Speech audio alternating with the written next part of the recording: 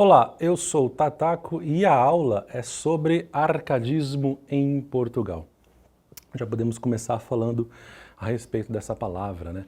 Arcadismo se refere à Arcádia. Arcádia que é um lugar na Grécia Antiga em que supostamente pastores e poetas viviam. O que está acontecendo aqui é aquele movimento pendular da literatura. O arcadismo representa uma reação à escola anterior, que é o Barroco. Barroco, que é aquele projeto bastante contundente da Igreja de retomar as rédeas aí da condução cultural da Europa. Algumas escolas literárias possuem esse projeto bastante claro, com o Barroco e o arcadismo. Outras já não, como o Renascimento, que é resultado de uma série de fatores que compreendem aí num acontecimento máximo que é o fato em si. Agora, Barroco e arcadismo não, são escolas contrárias, escolas que tinham um projeto bem claro, que foram projetadas para serem o que são. Enquanto reação ao Barroco, o arcadismo retorna à cultura greco-romana, à antiguidade clássica. Então, temas como os deuses, temas que aparecem na cosmologia greco-romana vão aparecer na poesia Árcade também. Afrodite, representante aí do amor, da sensualidade, vai ser muito evocada nessa perspectiva nova do arcadismo.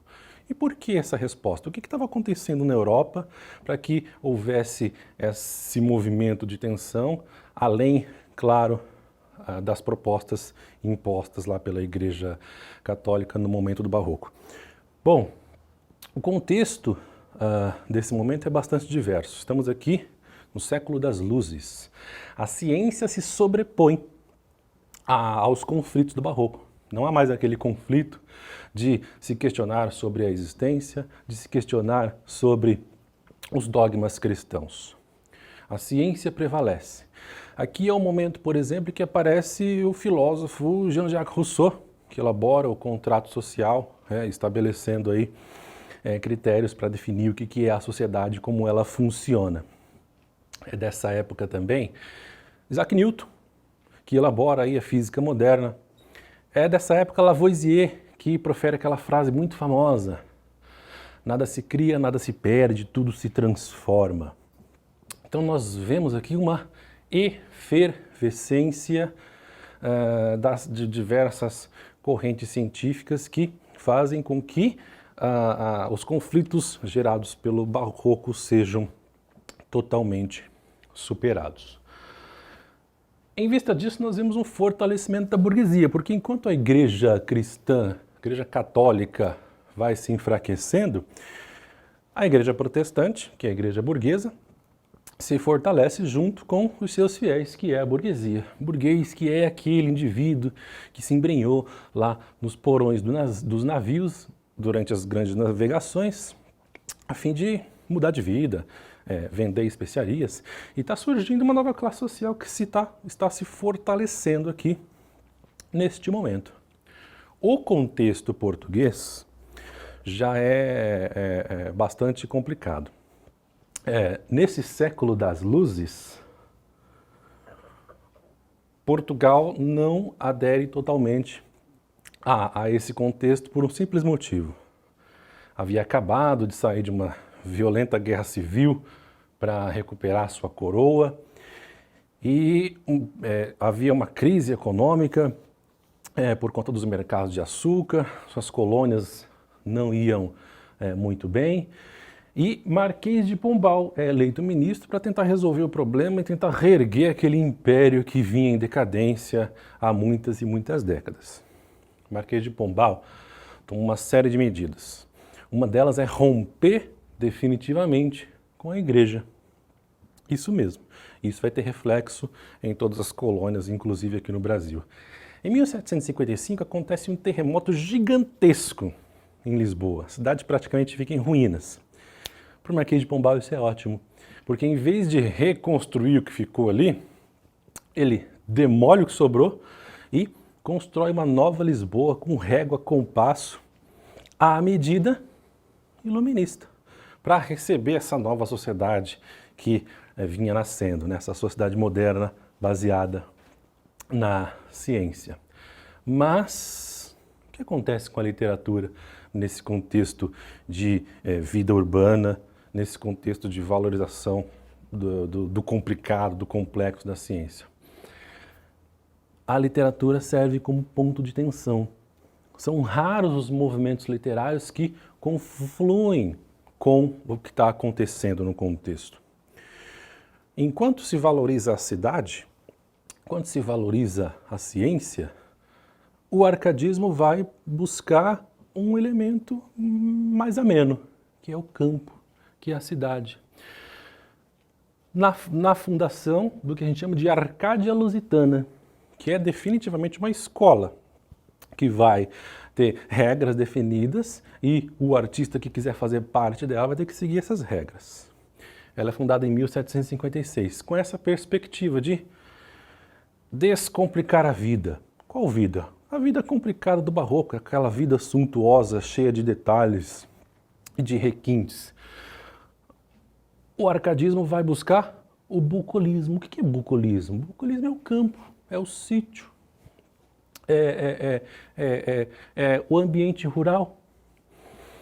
Quem aqui nunca, quando chegou a um ambiente verde, a uma chácara, respirou fundo e sentiu algo de pertencimento?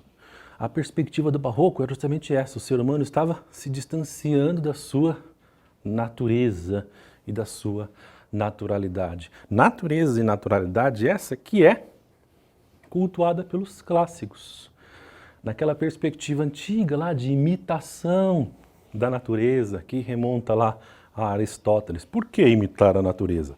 Porque a natureza é neutra, nem é feliz, nem é triste, nem sofre, nem se contenta. A neutralidade, ou seja, a razão, ainda que a razão seja elemento da ciência, do iluminismo, a razão para o barroco é numa outra perspectiva. É na perspectiva de se manter impassível diante dos sofrimentos.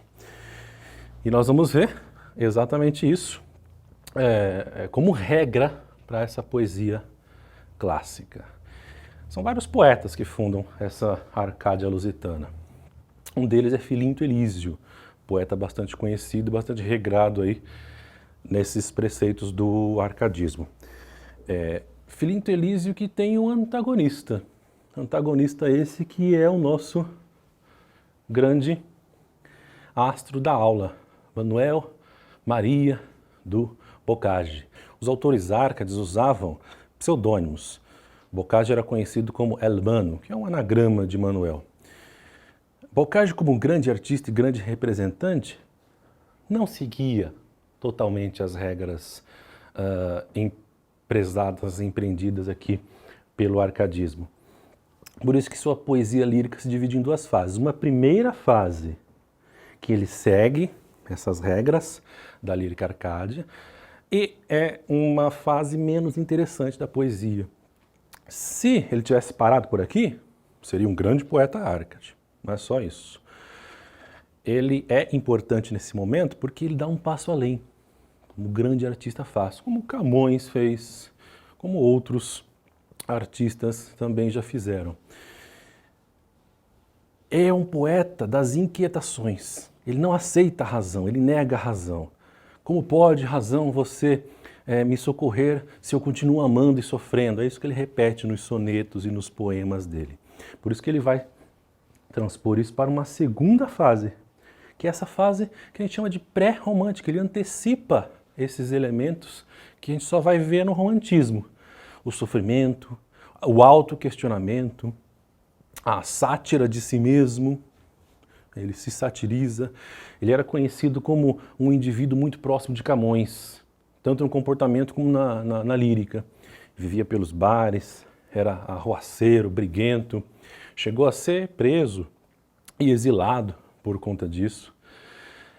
E nós vamos ver na sua poesia mais interessante, que é a menos considerada nos manuais, que é essa poesia pré-romântica lírica que fala do subjetivo. Quando o momento pede que se fale da razão, do impassível e do universal. É um poeta que consegue rir de si mesmo, né? Ele tinha um nariz deveras ali avantajado e tem um poema muito engraçado, né, que ele fala do próprio nariz, né? Nariz, nariz, nariz, nariz que não se acaba, nariz que Newton não quis medir a diagonal, pois se posto entre a Terra e o Sol, causaria eclipse total. Não seguindo as regras do arcadismo, então, o Bocage, de certa forma, desconsidera os tópicos que são comuns a essa escola, que vocês já conhecem, que é o Carpe Diem, que aproveite o dia, Carpe o dia, aproveite o tempo da vida, Aurea Mediocritas, que é essa perspectiva de não excesso do ouro, né, como era no Barroco. Nós temos o Fugere Urbe, que já falei, fugir da cidade, ir para o campo. Locus Amoenus, que é justamente buscar esse lugar ameno sem excessos. E o Inutile Truncati, que é cortar esse inútil do Barroco. Ora, o Bocage faz tudo isso, só que nessa segunda fase da poesia dele, ele não segue essas regras. Não podemos esquecer de duas mulheres importantes dessa época, Teresa da Silva e Horta e Marquesa de Alorna. Marquesa de Alorna, que representa realmente esse arcadismo, e a Teresa, que foge um pouco a isso, sendo a primeira mulher a escrever um romance de ficção nesse momento. E essa aula foi sobre arcadismo em Portugal. Levantamos aí as características principais, a fundação da Arcádia Lusitana, os tópicos bastante importantes para seguir essas regras, o contexto complexo do iluminismo e falamos aí do principal artista, que é o Bocage. Se quiser tirar uma foto, é isso, valeu, muito obrigado e até logo.